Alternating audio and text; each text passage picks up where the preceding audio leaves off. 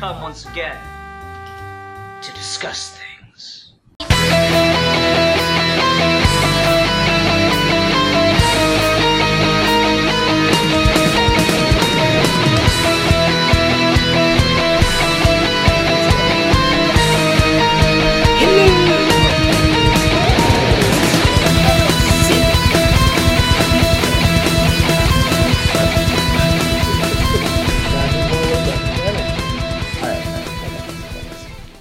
Hello, boys and ghouls. It's your old pal Scythe Part 2 here with my good friend Rotten DeBile on this new episode of Ghouly Gentleman Horror Month. Yep, that's gonna be my thing. I'm gonna be doing Crypt Keeper at the beginning of Geeky Gentleman Horror Month episodes. Hi everyone, how you doing?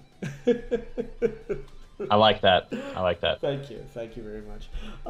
So yes, today we are continuing Geeky Gentleman Horror Month, the month in which for the main episodes of Geeky Gentleman, all we do is review horror movies until October 31st, in which case on Halloween Day there will be a special discussion topic episode posted. Ruben's here today, and we're doing a review of a movie that is actually over 10 years old. Ruben, what is that movie? Teeth. Such a simple name for such a unique film.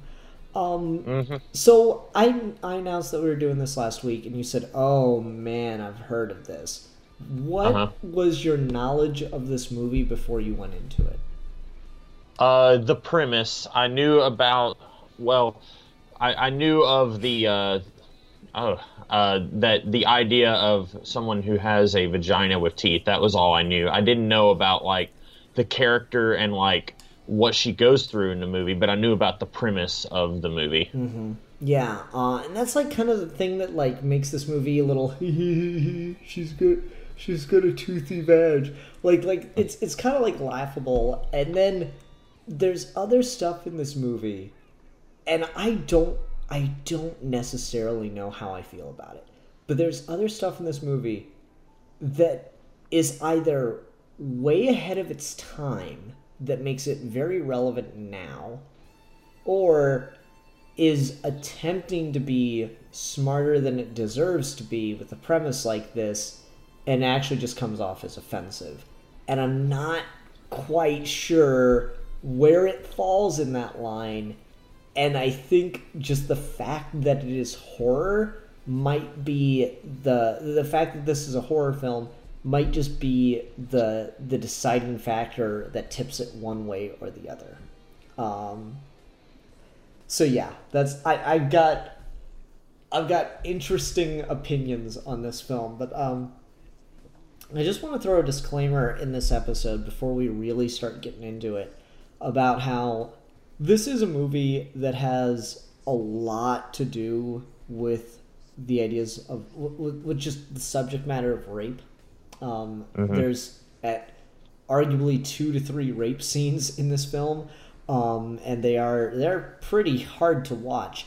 And so I thought the responsible thing would be to try to get a female perspective on the film, but unfortunately, the women that I was able to reach out to did not want to talk about this film because of the nature of the horror, or just were not available. So, sometimes you try your best and you don't succeed. You get what you want, but not what you need. Anyway. And speaking of this movie being, like you said, rape is like not just a few scenes. It's like the overarching theme of the movie, really. And it's labeled as a horror comedy. I saw that on, I think, Internet Movie Database and I think Wikipedia both list it as a horror comedy. And I don't understand that. Like, I'm looking at Internet Movie Database right now. It's comedy first, then fantasy, and then horror. I myself don't think that. I mean, I don't think this is even an unpopular opinion. I don't think rape is something to make light of, and I don't really think this movie is very funny. There's a couple of scenes that are thrown in here and there that are maybe meant to kind of make you chuckle a little bit, but I don't think it's supposed to be funny. When I was watching, I didn't take it to be funny. Yeah, but horror is also the thing here where I think that it's walking a certain line, and you begin to wonder, all right, so the premise behind horror, and this is a broad generalization both of horror and of art, but a lot of the purpose of art is to make you empathize with characters, to make you feel for characters, right? And the unique aspect of horror as a form of art that makes you empathize is it makes you feel scared with characters. It plays on fears that the characters have to go through that luckily you don't, right? Right. And so what's the horror coming from in this film is a question I find myself asking. Because the gore, the scary things that happen in this film happen and revolve around this character who has teeth in her vagina.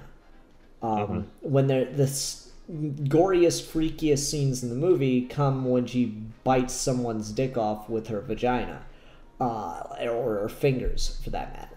That's where the horror and the gore is present. And so, who are you empathizing with in those moments? Who are you feeling for? Is it Dawn, or is it the men she's castrating? It's not, I think it could potentially have been the men if there was a situation where it was a nice guy and they do it and then it happens. I would sympathize with him, but each instance, then they make a point about when it's consensual, it doesn't happen. But each of these, I'll call them attacks. Each of these attacks happens to a guy who, air quotes, deserves it. Like, he has it coming. The first guy tries to rape her when she's unconscious. Then the next guy is the doctor who's giving her an examination, and then he sexually assaults her with his hand. And then the third guy, he made a bet that she would sleep with him. And so, and he's arguably the least morally reprehensible of the three. And so maybe I can say that he doesn't deserve it, but he's being kind of a jerk.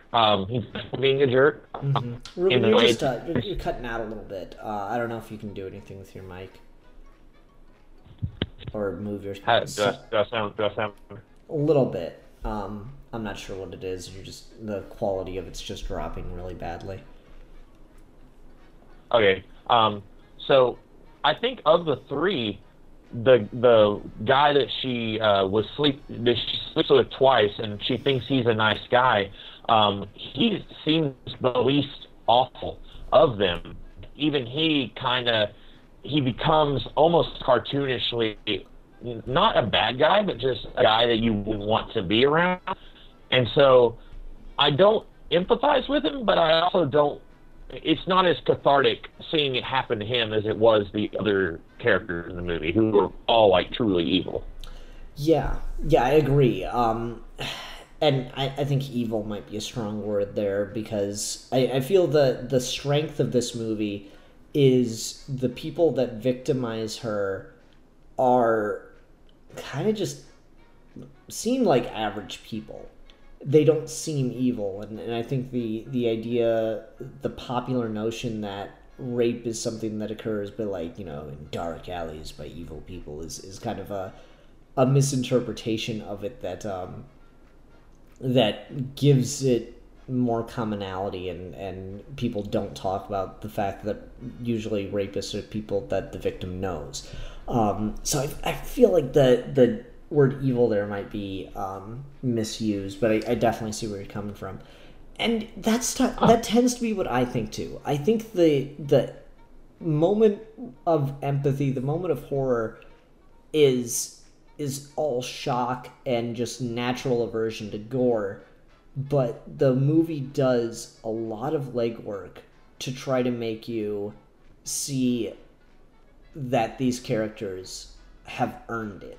To some degree. And again, the guy that she sleeps with twice and just annoyed, cuts his dick off out of annoyance. That is definitely the one where you're like, okay, that's maybe a little too far. He definitely is an asshole, but I don't know if he necessarily deserved that. But at the same time, he's the one that lives, right? Yeah. He's the one that we know survives. So maybe that's just kind of like a more general comeuppance and stuff.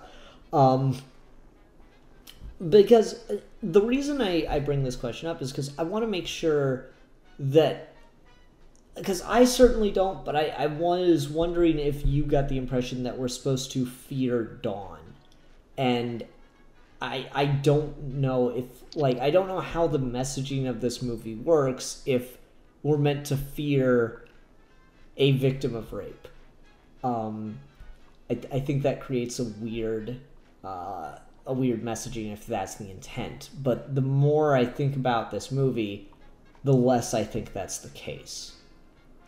Yeah, I didn't really think of it that way, and I do want to return to the idea of characters in this being evil versus them being just like normal people. But I don't think, to answer your question, I don't think that we're supposed to fear her. I think it's kind of a situation like she's a victim, and she is taking what they are using against her, and she is appropriating it, and she is turning it into a weapon against them. I don't know. It's hard for me to explain. She's reclaiming power.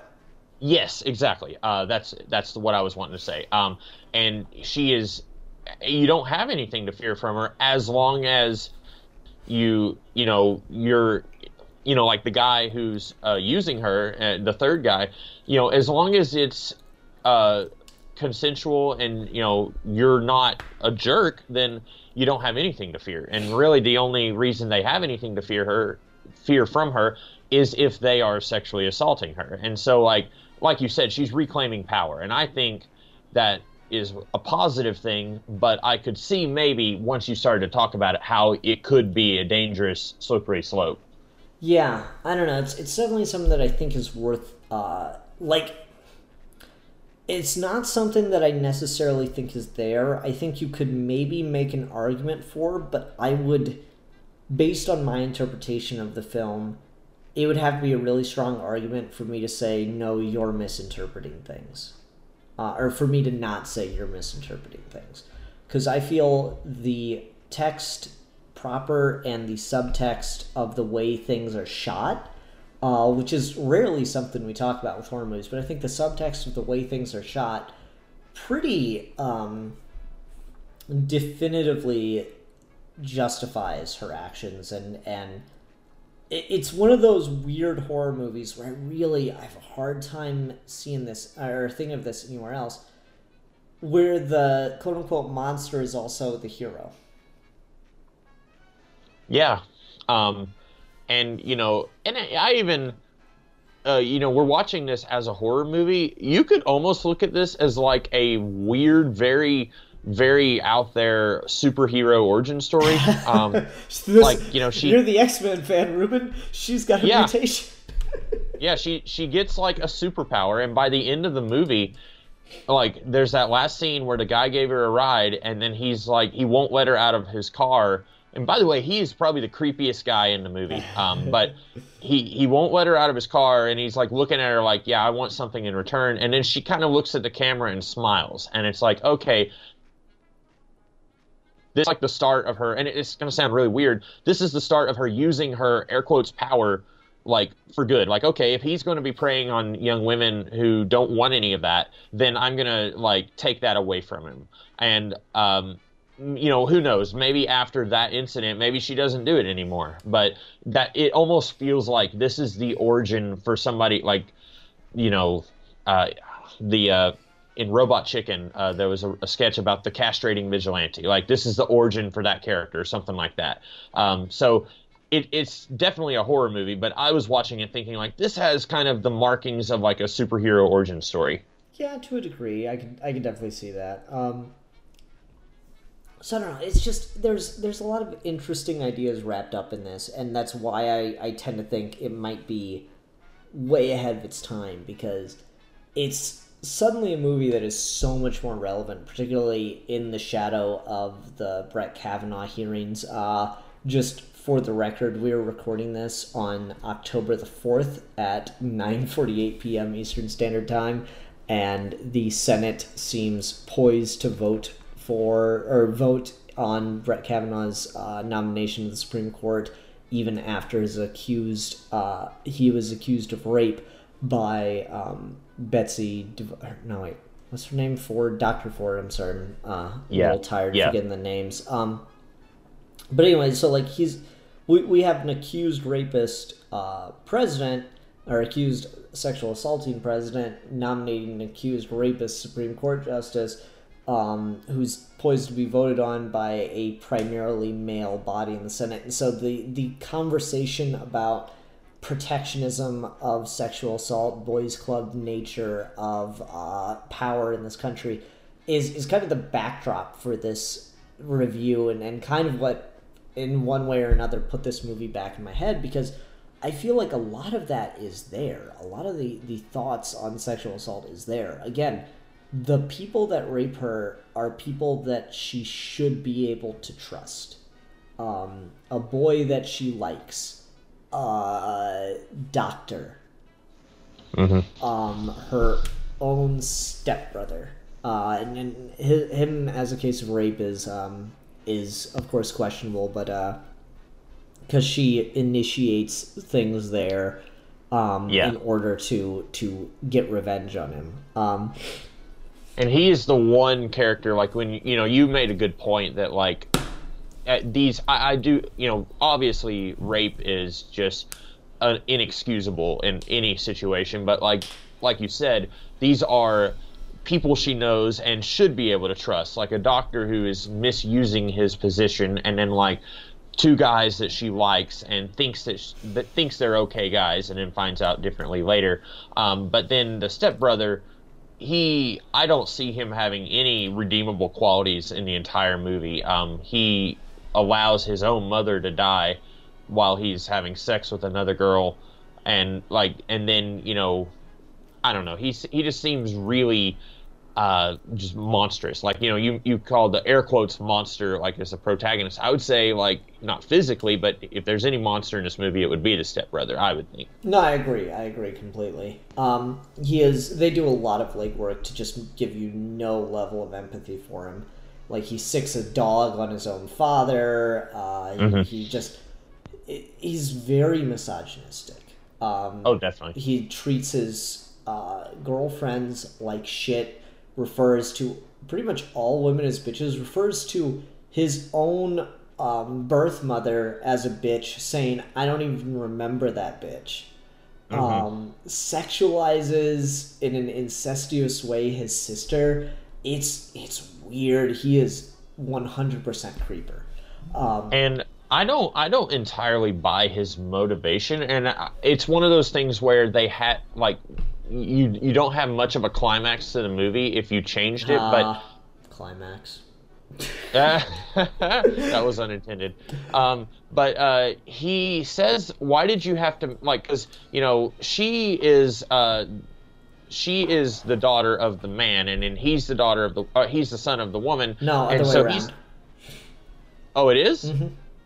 Oh, okay. I was thinking that he was her son. Okay. Well, so he's talking to him and says, why did you have to marry her? Because in doing so, you made this girl that I love my sister. And he says that. He says, I loved her. And when they became step-siblings, he was like maybe 6 or 7. I don't buy that. You don't know what love is when you're 6 or 7. And maybe you could say that that he had this really weird, creepy, incestuous love relationship. Like, he fell in love with her as he got older, but that would have been long after they got married. And so I find that motivation behind his actions to be very questionable. No, that's fair. I do think they do a lot of stretching to try to make him just the creepiest bad guy they possibly can, and it might be to their own detriment to a degree. But I will give them credit on this turn of power thing, because I mentioned that visually they portray Dawn in a really interesting way throughout this movie. So the first two times that the teeth come out, literally, she is in a position of, or in a compromised position, in a position of victimness. She is in the position of a victim. You know what I'm trying to say. Yeah. And so that's like really important because it shows then the teeth are a method of self-preservation, of protection. And then the third time and the fourth time that they're used, it's as a tool of power. And really interestingly is the third time in particular. Because I want to make sure I've got this mapped out in my head correctly. Not counting the very beginning of the movie where we're given the tease of it. We have when she's attacked in the cave. Yeah. When she is assaulted by the gynecologist. Yeah. And then when she is leaving the dude's garage because of the finding out about the bet. And then finally when she attacks the stepbrother, right? Yeah. Yeah. Okay. So I think the third case is possibly the most interesting on a framing the camera visual level. Because it's in that scene where she's riding him. Mm-hmm. She's in a position of power over him. She is in the dominant position sexually. And when she discovers information that displeases her, crunch. Mm-hmm. That's the moment where the teeth go from being a tool of protection, a tool of self-preservation, to being I don't know what word I want here, to being a method of attack, to being something powerful used for power, used to assert power. It's not that she's being attacked there, it's that she is displeased there. And she demonstrates that displeasure in a dramatic ass way. But she doesn't kill him. Mm-hmm. And that is more the film letting him live than it is her, but still, I think that's an important decision on the part of the storyteller, the filmmaker. And I don't know, I watched a couple of reviews of this, and I think so far we've already done the most in-depth review looking at some of the interesting things behind this. But then there's the scene with the brother, and it is used entirely as a form of power, as a form of punishment, as a form of displeasure. It is entirely a reprimand at that point. It's comeuppance. And like that scene, the way she's shot, she enters the room, she's above him, she's wearing white, he's wearing black, so you've got like literally white hat, black hat kind of stuff going on there.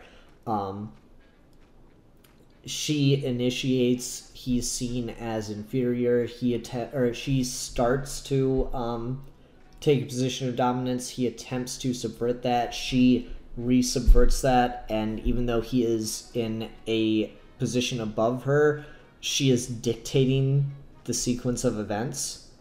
Mm-hmm. So it's really, there's a lot going on there with the methods of positions, the way that the characters are being handled on screen, in frame is a better way to put it, that I find, it's not like super clever or anything, but it's definitely there. And if you know anything about visual storytelling and filmmaking, it becomes inherently obvious what they're trying to get at, I feel. Mm-hmm. Yeah. And that's all like stuff that I didn't necessarily pick up on when I was watching it. I'm not great at picking up on theme.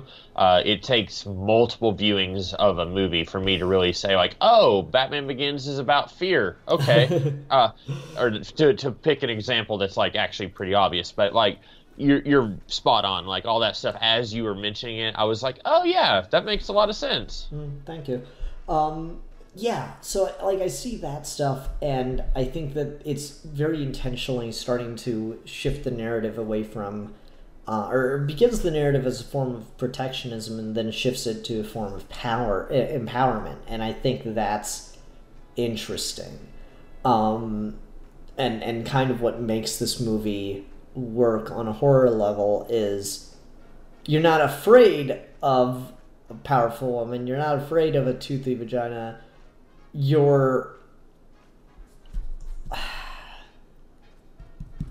I was going somewhere and I kind of lost my track there, but your fear, the fear that you experience there, begins to come from a different notion than what the standard myths around the vagina dentata are, I feel. Like they describe it in the film, like the myths surrounding this, and it's kind of like this weirdly primal fear about the nature of like, oh God, what if a woman could refuse a man? Oh no, we can't have that. Like that's kind of the methodology that's kind of baked into the idea, and what could make the movie pretty heavily offensive, but instead it kind of subverts that and makes it about what if a woman could exert power over a man in a way that he would be unable to control, in a way that he would be emasculated for attempting to control. And I thought that was really interesting. Yeah. Would you say this movie... Would you say it's problematic that this movie is lacking a lot of positive male figures? Because other than the dad, who isn't in this movie a whole lot, and neither is the mom, really, other than the dad, there are no positive male figures. And I was curious if you thought that was a problem or not. No, I don't.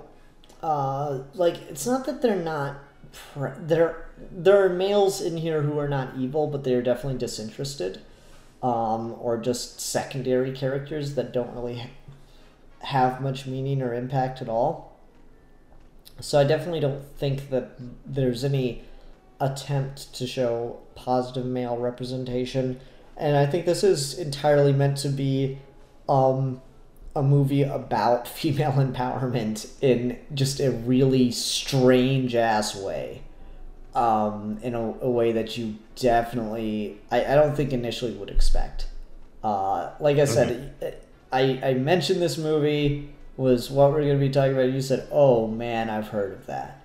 And like you kind of, you hear the concept and you can almost begin to wonder, like, all right, just on concept alone, did you think this movie was going to deal with themes of, patriarchy, sexual empowerment, and female independence?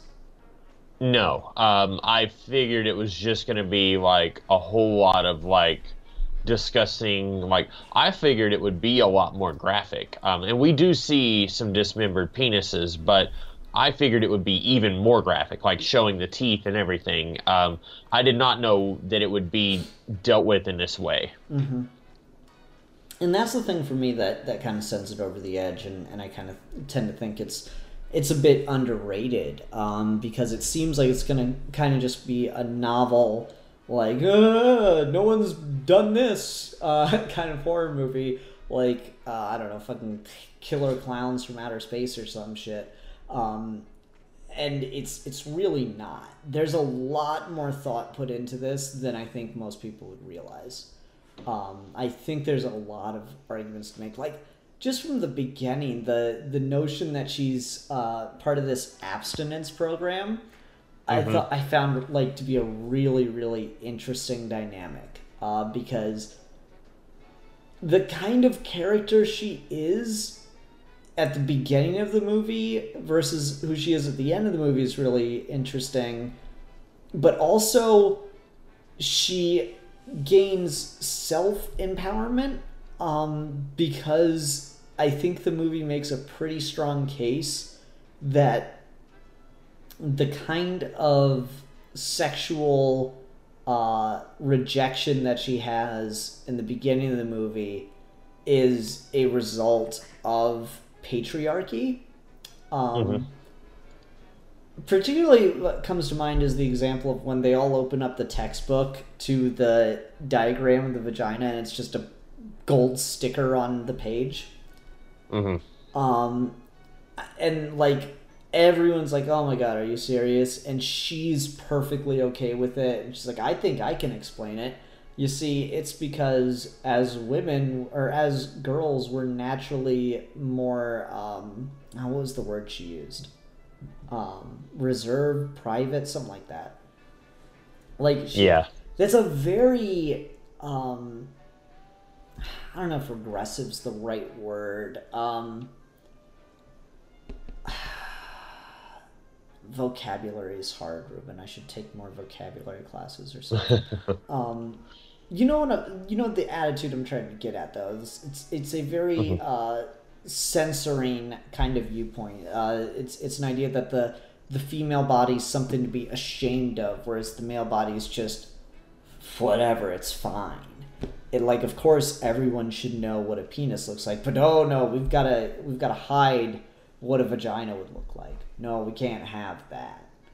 I think that's really... I think there's ideas like that in short scenes. So we've got a character in the beginning of the movie whose sexuality is shamed away and reserved from a position of shame, to a character at the end of the movie who is certainly disappointed in having had her virginity taken from her, but is much more liberated in a certain sense. At least, again, I'm afraid I'm like ruining my wokeitude from my interpretation of events of this movie. That is the result I'm left with. Yeah, and I did think it was a little weird, because obviously there's no other way to do this movie unless you have her be sexually active, but it almost feels to me like they're saying that the Dawn at the beginning of the movie is like she had to grow out of that, and that was like childish or naive of her to be part of an abstinence program. And I don't necessarily like that. I think you could say, like, it's fine if you're in the abstinence program, and it's also fine if you want to, be active or whatever. But it almost seems like they're trying to say that she, like, oh, how young and silly I was to be part of that abstinence program. I don't know if maybe I'm just reading too much into it, though. No, I see where you're coming from, and I feel like the scene that kind of deals with at least part of that criticism is the scene with the third bite, as I'm going to call it, because at that point she's annoyed that he made a bet he could sleep with her when she had made a sacred vow. So, like, she certainly took herself seriously, and she's not of the opinion that she was an idiot. But at the same time, I feel like there is critique of the that viewpoint of the shaming of female sexuality within the context of the abstinence program. Yeah. And this is a short movie. This is only an hour and a half long, and I wonder if some of the issues that I have could have been fixed if it was just a little longer. Yeah, I'm certainly curious if they... Like, I don't really know how you make it much longer is the thing, right? Like, I don't know where you expand on this movie. It's really well paced. You get a lot of background on the character, on the dynamics. You get a lot of motivation into the way that things are growing with her, and it's just a long... It feels like a really long time that you're spending time with her, but it doesn't feel like you're... like, just get to the point already. It doesn't feel like you're ever like that at any point. And you're almost 40 minutes into the movie before you're at the inciting incident. You're a little under halfway through. Before you're at the inciting incident where things start to move along and motivate. So it's really, it's a pretty tight movie. Like, I don't know where else you really go with it. Yeah, unless you added more plot stuff to it, and I don't know if it needs that.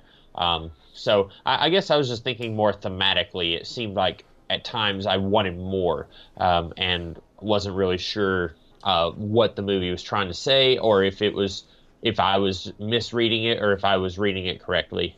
Mm-hmm. Yeah, I get you. So, what else is... I had something I lost it. I don't know. Why don't you take a simmer on it, then? Do you think that I don't remember the girl's name, but the girlfriend of the stepbrother, do you think that because she kind of comes to Dawn and she says, "Hey, I'm sorry, it's me and Brad's fault that your mom died." I feel like she gets off kind of scot-free, and like Dawn is not going to come to her. Like, she's not going to be able to... It's not going to have the same effect on her as it would on any of the guys that she uses her ability on. But I feel like she's just as culpable as the brother, in that the mom died. What do you think? She definitely feels sorry about it. She's apologetic at the hospital, but sorry doesn't bring the mom back. Mm-hmm. And so, like, it's a weird situation. No, I agree. I think that would matter more if she was more of an actual character. She exists entirely to show us what a shitty person Brad is.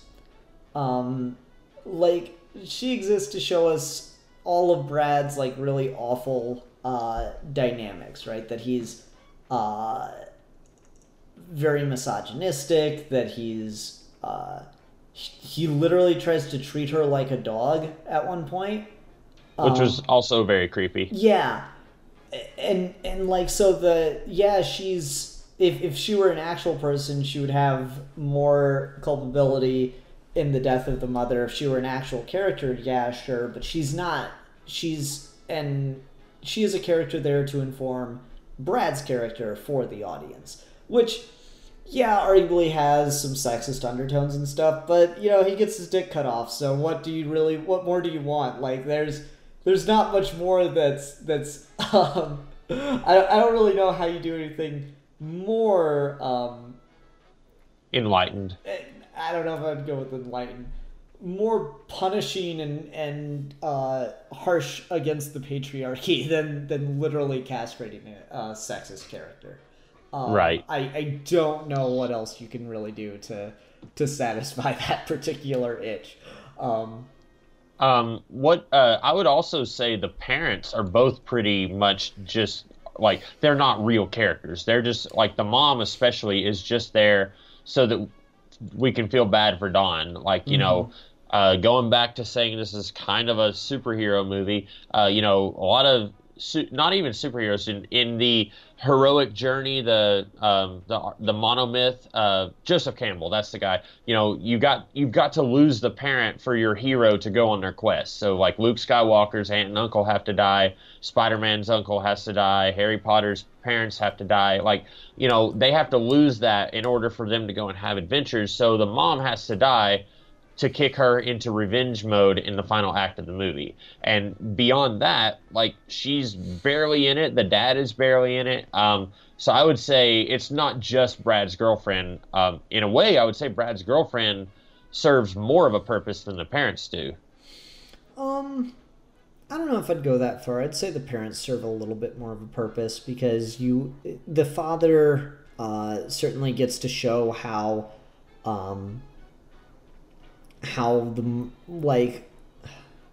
it's interesting that you got me thinking about it. The father is kind of a critique of the macho bullshit way to deal with stuff.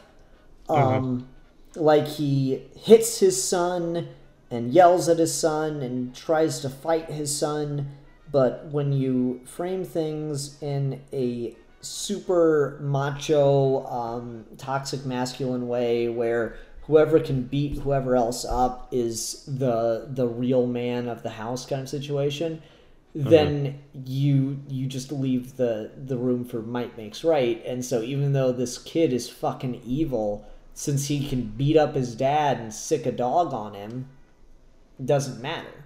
Like he's able to just do whatever the fuck he wants under the macho rules.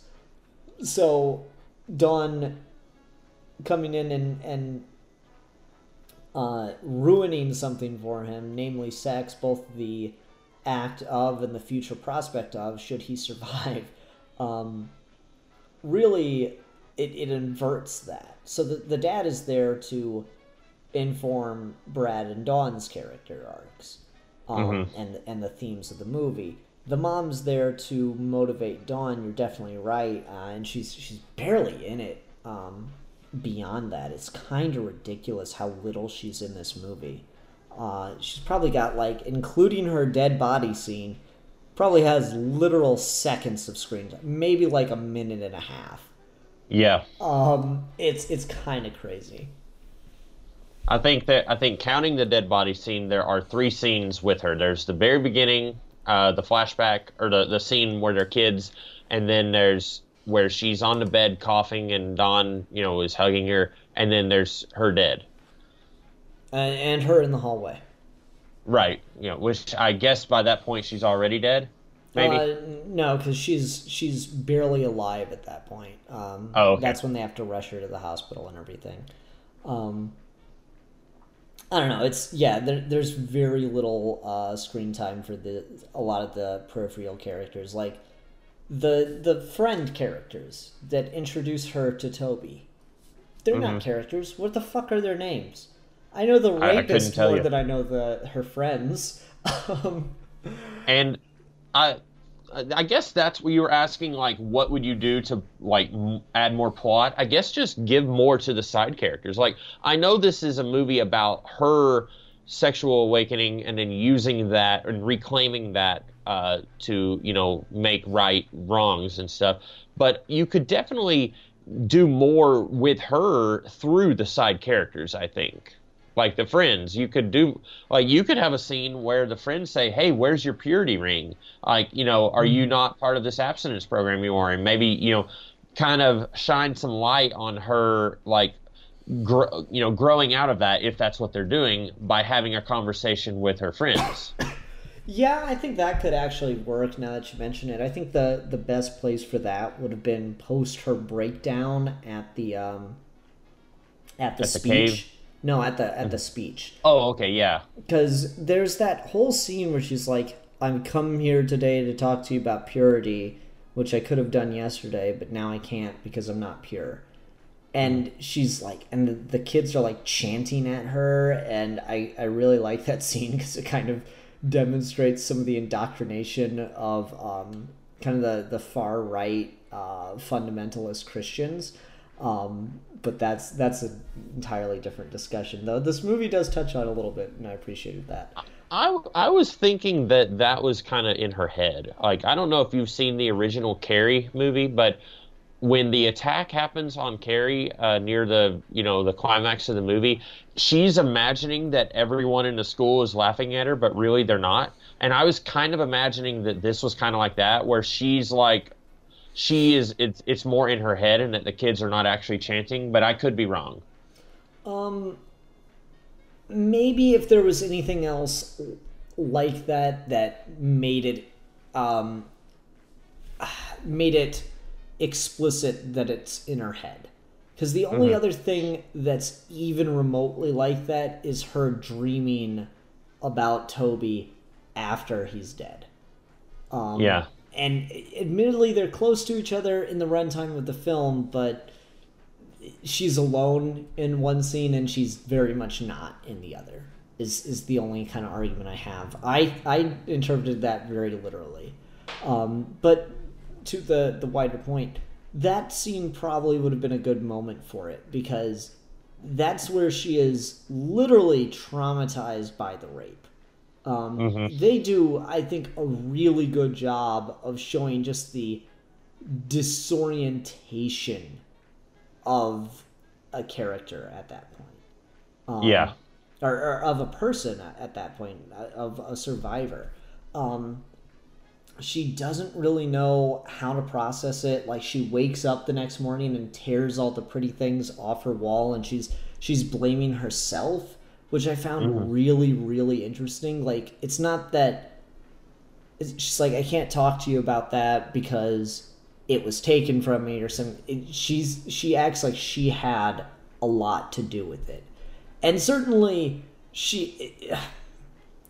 one thing that I like about the portrayal of the movie, but could have possibly been delved into more, is the role that she has in the initial, in the rape scene, in the Toby rape scene.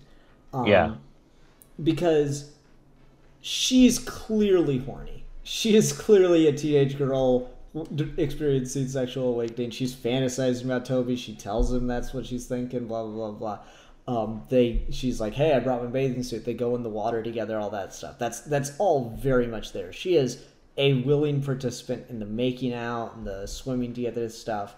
And even in the beginning of some of the making out in the cave, but she clearly, excuse me, she clearly reaches a point where she's no longer a willing participant, where she's no longer comfortable, and she wants it to stop, and it doesn't. That's the point at which things start to go really, really wrong for Toby, deservedly so. And so, something I think could have been delved into, but it's definitely at least peripheral. It's there in the periphery. It's definitely there, but it could have been delved into more. Is the notion of self-blame and the her working through the acceptance that it wasn't my fault, it was his fault. That probably could have been delved into a little bit more. And again, you could have had, I don't know, like the friends say like, hey, I heard that the cops found Toby's body.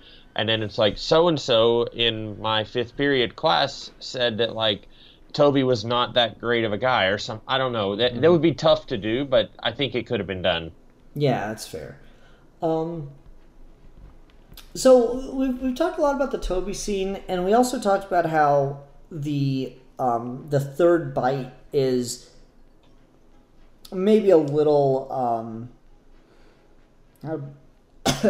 maybe a little much, but within the context of a horror movie kind of works.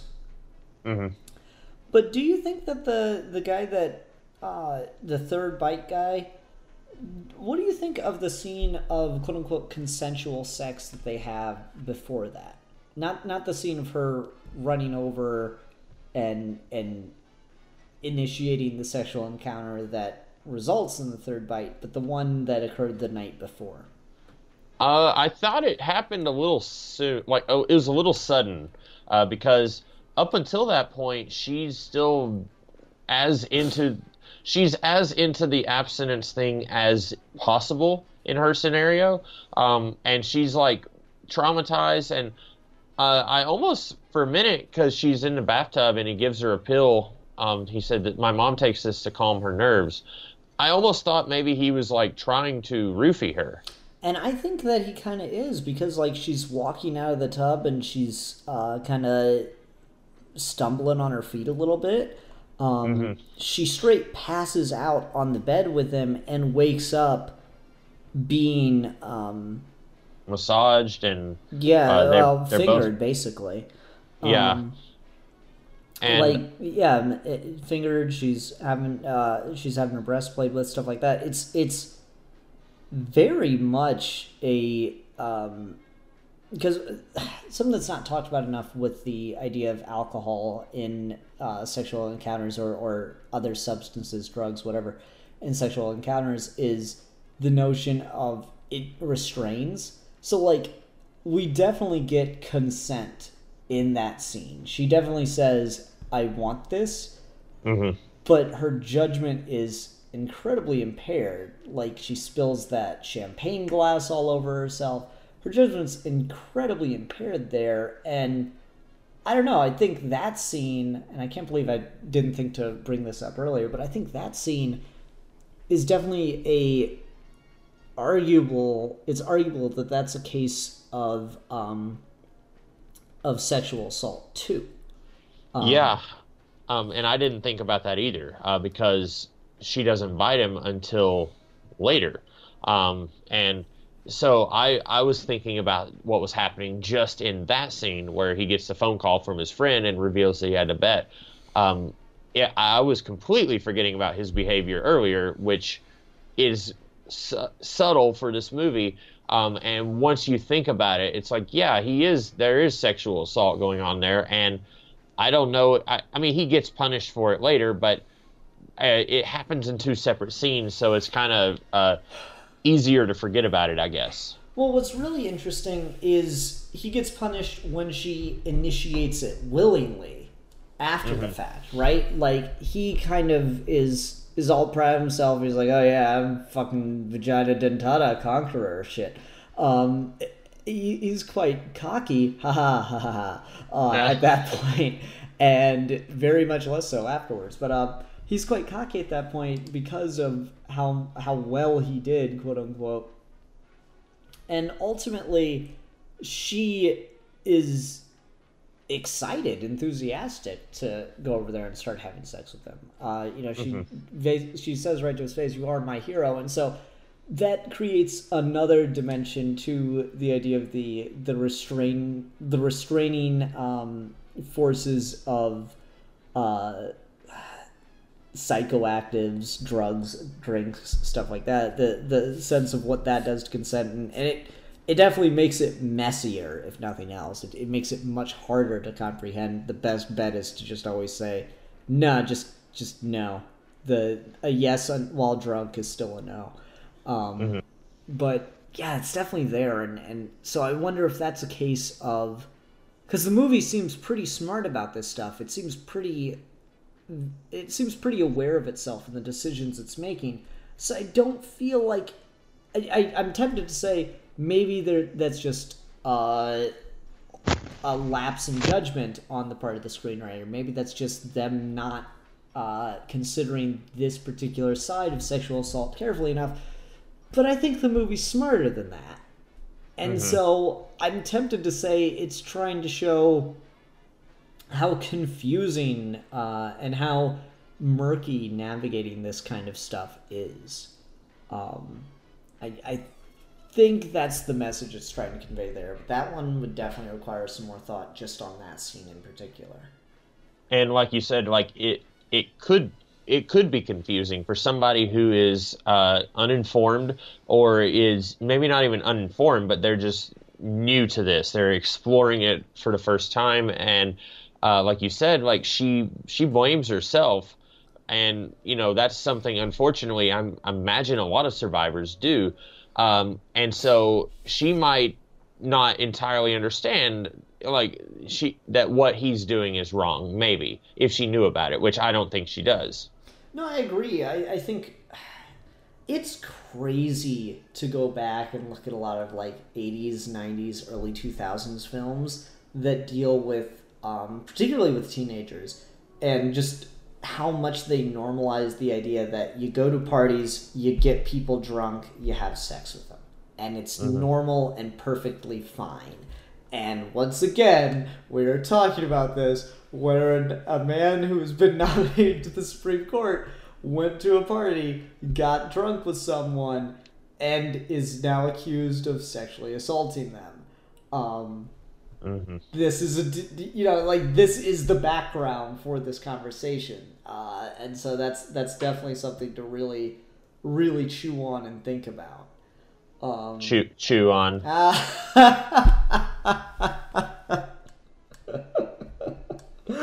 Oh man, we're not even trying and this is happening. Oh. Oof. Okay. Alright, so let's let's talk about some of like the creature feature, the sci-fi kind of explanations we get here, because I mean it's not that it doesn't do any legwork. I mentioned earlier the like fundamentalist Christianity thing, and I thought that was interesting, but I also think that there's a little bit of it in a scene where they're in biology class and they're talking about the development of the rattle on diamondback snakes. And like everyone in the class is like, this is such bullshit. And it's going a lot to the whole anti-evolution or the evolution deniers, intelligent design kind of thing. And I thought that was a really interesting scene too. But what did you think about the scenes we get that try to make arguments for this sudden jump in evolution? This because it's there. Like we get the scene in the classroom, we get the breakdown of what the structure of the tooth is like in the mortician's office, and then we get the intro credits that I thought were really interesting. So you and I come from kind of different backgrounds. I live in the Bible Belt and grew up in the Bible Belt. So like my school we didn't have a sex ed class. When I was in junior high, there were encore classes. You had 4 9-week quarters, and there were 5 encore classes. And there was one class called Teen Living that I did not have. I had the other 4 encore classes, but some people did have Teen Living, and apparently that was the class where they taught all that. So I guess there was a sex ed class, but not everyone got it. And then in high school, we had, what was it called? It was something else. It was like 1/4 PE and then like 3/4 like book learning. And there was some kind of sex ed in there, but they were really just not even trying with that. Like they weren't putting a lot of effort into it at all. So like I thought the scene where it's like, hey, here's a huge close-up of the penis, and then you can't look at the vagina. I thought that was really weird, because I know that in our textbooks we did not have pictures like that. They may have gone into like, okay, here's how you do a condom. Okay, now we're moving on, but they didn't do any graphic pictures. And then also, so like growing up in the Bible Belt, like teachers, like the closest they ever got to like doing evolution was like, okay, here's a thing, we're going to move on because pretty much everyone in here goes to church and probably in some way or another disagrees with this, including the teacher. And so like it wasn't until college where I had a teacher who was like, evolution is a thing. And so like I don't know where this movie is set, but I think if you put it in the middle of Tennessee, you're going to have a very different kind of culture than if you put it in, further north or further west. Well, see, it's interesting you bring that up, and I wanted to talk more just about the creature feature side of it, but we can circle back to that, because I'm not Bible Belt, but I am conservative state. I am red state, So my high school, or my middle school experience, almost no discussion of sex or sex ed or anything like that. My high school experience, we were required to take one health class that talked a lot about the human body and stuff, and spent a good week on sex and sex ed, but that class was taught by an old-ass coach, and I went to a school that had a very good football team, because what they would do is they would offer the coaches teaching jobs that were not on the standardized testing things. So coaches would teach things like science and history and indeed sex ed. So I had to unlearn things that I learned in high school from my health class, like what's it called? Why can't I remember the name of it? Foreskin removal of the penis. What's circumcision? Yeah, circumcision. Thank you. Yeah, I remember being taught, when in the Bible it says this is why men are circumcised, and from a health perspective that makes a lot of sense, because right here you can see that it prevents infection and stuff. I'm like, No, like you have to kind of unlearn that shit. No, it's just kind of a weird thing that we just do in this society. But like there's that, and so I have like I definitely had sex ed, and I remember like a particular like large class where multiple classes were brought into one of the bigger rooms, and we were given a presentation on like to try to discourage sexuality. And so there's like, let's show you pictures of what genital warts looks like, and show you like an erect penis covered in genital warts to the point where it looks like one of those frosted Christmas trees. Yeah, it was fucking gross. Like, and here's what a vagina looks like. And honestly, it probably was just a picture of a canyon that they said was a vagina. I swear to God. So it's just shit like that. So I definitely had more experience or more exposure to it, but not in a healthy way, and in a way that like discouraged it as much as possible, kind of thing. And so seeing the scenes that dealt with the sex ed, it's definitely more toward my experience, where they were certainly they were obliged to cover these topics, but they clearly did not want to cover these topics. And so the shaming, the hiding of the vagina and stuff, while that's not something in particular I experienced, I know for a fact that that kind of thing can happen. As far as like putting the sticker on it, probably not, but artistic license and all that. But the notion of, all right, let's just skip through this as quickly as possible because no one here is comfortable talking about this. That kind of thing. Definitely felt very very realistic to some degree or another. The evolution thing,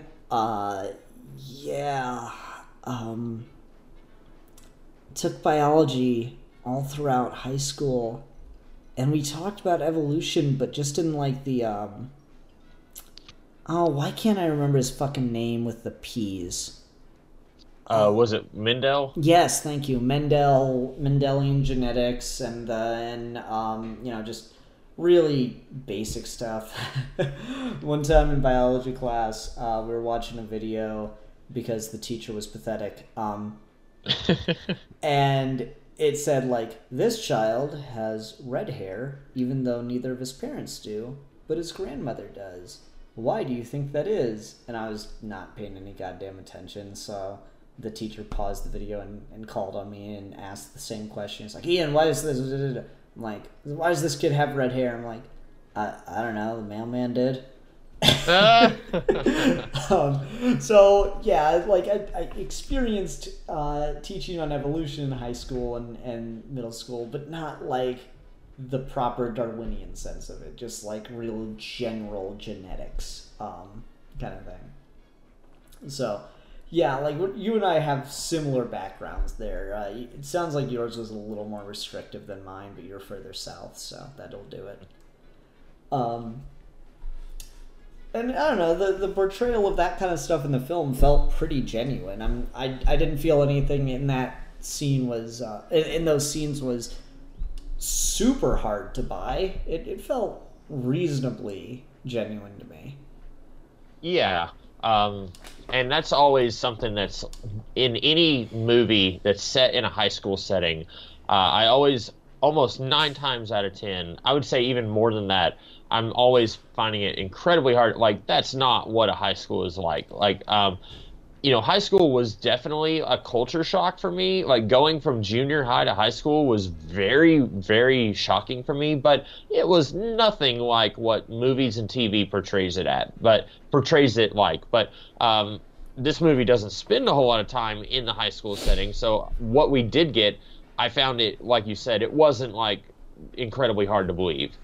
Yeah, I'd say the most, like, really scene for me was probably when she, like, had to mentally prepare herself to walk into school and, like, everyone's just making fun of her and something. Like, nah, I mean, people definitely made fun of people for not experiencing sex and all that stuff. That was definitely a thing I remember happening in high school, but not to, like, that degree where she's got to like emotionally prepare herself to walk into school. Admittedly, I wasn't a woman in high school, so I didn't.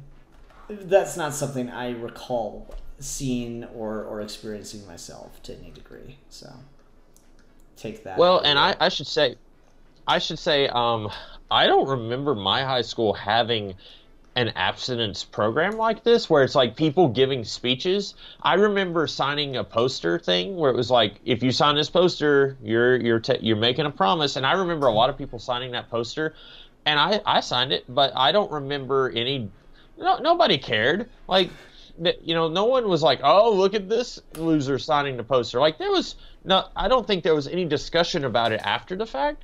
And I think most people in high school, like, unless their lover was like really open about like who he was with, no one really, like, your sexual history was kind of your own business. Like, maybe I pretty much kept to myself in high school, so I was not part of like the popular crowd, so I don't know. Maybe I'm just being naive, but I agree with you. I don't remember that kind of bullying happening to that level. Mm-hmm. And I don't know, women experience things differently in that regard. Like, I had friends that were girls in high school, and I know they had to deal with like their sexual history being known and that being talked about among women a lot more. So that's a whole thing in and of itself. But to the degree that we see it here, I think was a bit off base. All right, so then I guess last thing, and this will just be kind of brief, kind of fun, the creature feature stuff, because I think that's there. I think the notion behind what's like the pseudoscience behind how this is all working is there. What did you think of that stuff? I thought it was fine. I'm usually like the explanation for how a character gets their powers is not what I'm most interested in. Like, you look at old like Silver Age comics where it's like radioactive something gets in Matt Murdock's eyes and then he gets superpowers, and like, I'm okay with it. I don't have to have a real science explanation behind it. So just saying like, it's kind of like the rattlesnake, it's a defense mechanism, but then, like, I've heard a myth, and I don't know how true this is, that if you cut off a rattlesnake, that there's like a powder in it that can blind you. And so it's like, it's a defense mechanism, but it can also be, something that can hurt you also, kind of like this movie. So like, I was okay with the explanation that they gave. Mm-hmm. Yeah, that stuff kind of worked for me. I don't know, I really liked the scene where like they break down the type of tooth. Because, like, you kind of have an image in your head of what it's like, and then they straight show you, like, an extracted tooth, and I thought that was pretty cool. On a certain level of, like, ooh, isn't this neat? So, I don't know, just stuff like that I kind of like, because at a certain point, your brain starts to turn the gears on stuff like that. We talked about this a couple of weeks back with the Who Would Wins discussion. At a certain point, you kind of just think about the nuts and bolts of how a thing works. And so stuff like that, it's just kind of a neat little thing that I appreciate them putting in. Okay, Ruben. I think I'm all out. I was just going to mention, you had mentioned the cop. Back in like the 80s, like, it seemed like there was a trend where it's like a movie comes out and then you get a TV show spin-off from that. Like, you had the Planet of the Apes movies, and then you had like a not very well remembered Planet of the Apes TV show, and then like Logan's Run was a movie, and then you had a TV show that was kind of sort of a sequel. I was imagining like watching this movie where the scientist is explaining to the cop like, this tooth has like features of an eel and also a shark. I was just imagining like a sequel where this cop is like chasing down Dawn, like, and he's like, she's going from city to city, and then he's like 1 or 2 steps behind her, like, there's another instance of like the tooth cutting off a penis here. Like, I'm just really want that sequel now. Oh my. Okay. Well, all right. I think I'm about out of stuff to talk about with this movie. I think it's a smarter movie than the premise may give you credit or may lead you to believe. So I think I would generally recommend this to people. I'm out of stuff. Did you have anything else about the movie you wanted to bring up before we go on to ratings? No. I just where's my sequel of her traveling the country like the Incredible Hulk, using her new powers. Mm-hmm. Mm-hmm. I mean, I have more scientific questions like that I need answered. Like, does she have to floss? Oh. I should bring up Connor. I think he listens to these. This does have a guy from Twin Peaks. He plays the dad. He's probably the most well-known actor in this movie at the time that this was made, because the budget on this was crazy low. It was like $1 million, and I know he was somewhat well-known as a character actor at this time. So he was, when I first started watching, I was like, oh, hey, it's that guy, the creepy guy from Twin Peaks. Mm-hmm. Cool. All right. All right. Well, everyone... oh, wait, no, we need to do ratings, don't we? Okay. I'm gonna give this a clever rating of... I'm gonna give this 4.5 out of 5 flossed vaginas. Okay. I'm also, I'm going to say, while I'm going to rate this pretty high, this is not a movie I'm ever going to watch again. And so I would say, just because like it's not something I necessarily, it kind of grosses me out, not to the level that it might gross other people out, but it's not something I would watch again. But I would say 4 out of 5 tossed purity rings. Ah, okay, there you go. I cannot believe I got through this whole review without telling this story. So I've seen this a couple times now, and I remember, back in high school, I showed this to a friend of mine who got horror movies really fuck with him, and so I showed this to him, and I knew the day we were watching this that night he had a hot date, and he's like, "Oh man, Ian, you fucked my whole head up. I was so ready for that date, and then we were out, and it was about to go down, and the movie was in my head, and I couldn't do it, you bastard." It was really funny. So yeah, just that story. Anyway, Ruben, what horror movie will we be discussing next time? Okay. I'm not sure if this is something. I'm going to go for it. I don't know how much conversation we can get out of it. We're going to talk about the silent film Nosferatu. Oh, okay. That should be interesting. All right. I believe it's in the public domain, so that should be really easy to get a hold of, but I know there are multiple versions of it because I have a copy on DVD, and I also saw a version on Netflix that had different names for the characters, but it's a silent movie, so it's the same movie. But anyway, I believe it should be easy to get a hold of. Okay. All right, everyone. Thanks very much for watching. Until next time, I'm the Philosopher. And I'm the Comics Kid 2099. And we are your ghouly gentlemen, and we will be discussing things.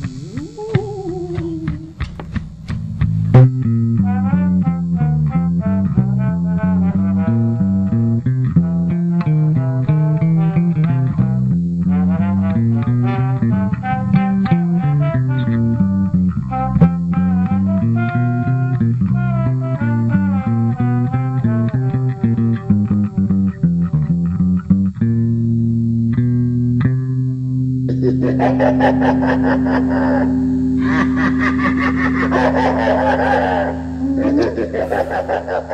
ha!